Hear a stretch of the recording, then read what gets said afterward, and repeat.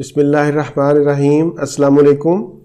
Doctor نوید health care میں آپ لوگوں کو خوش آمدید۔ امید ہے آپ سب لوگ خیریت سے ہوں گے۔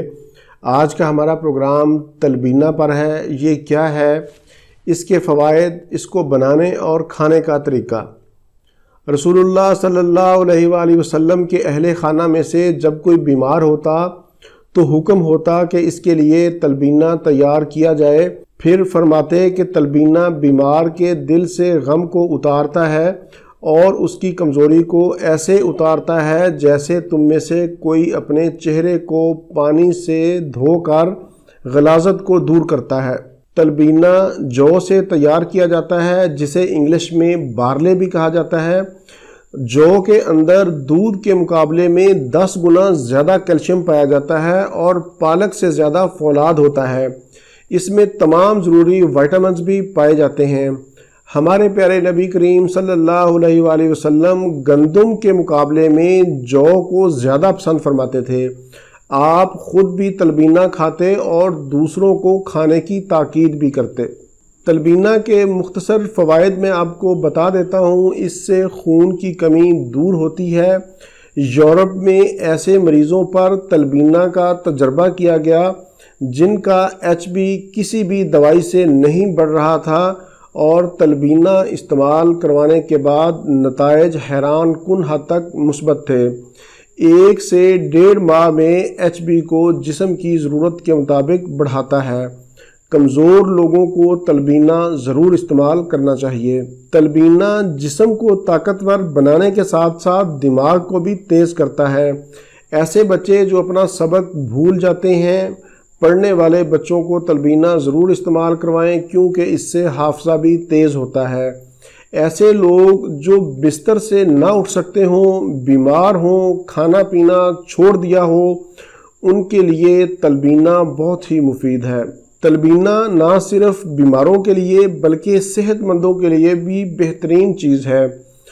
بچوں، بڑوں، بوڑھوں، حاملہ خواتین، شوگر کے مریض، گھر کے ہر فرد کے لیے بہترین غذائی ٹونک ہے۔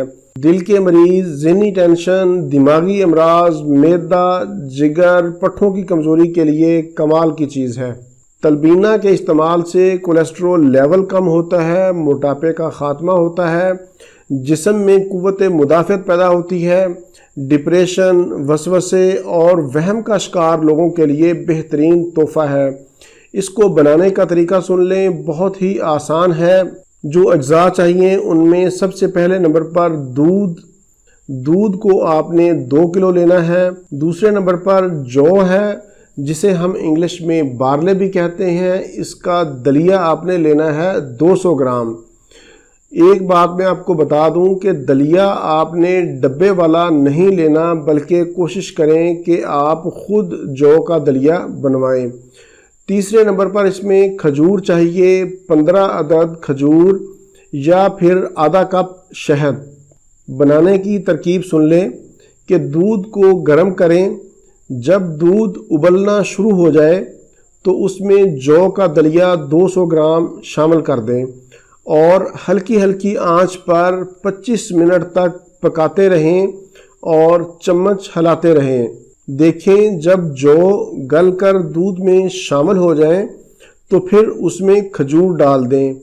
اگر آپ اس میں کھجور ڈالیں گے تو کھجور کو آپ پانی میں بھگو دیں، رات کو پانی میں بھگو کر رکھ دیں اور صبح اٹھ کر کھجور کی گٹلیاں نکال کر کھجور کو مسل کر اس میں ڈال دیں۔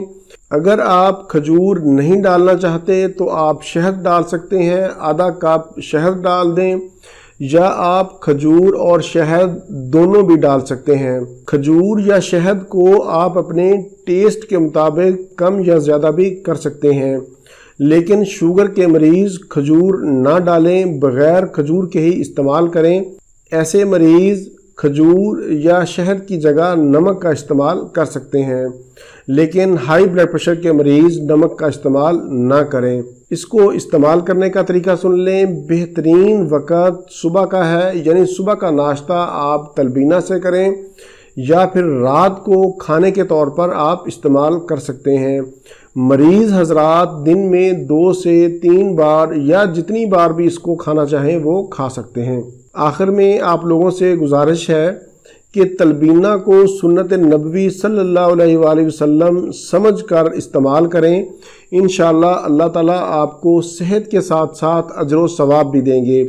پروگرام سے متعلق کوئی بھی سوال ہو تو آپ نیچے کمنٹس میں پوچھ سکتے ہیں۔ ایسے دیکھنے یا سننے والے جن کو سوالوں کے جواب نہیں مل رہے یا لیٹ مل رہے ہیں تو وہ میری ویب سائٹ پر کمنٹ کریں۔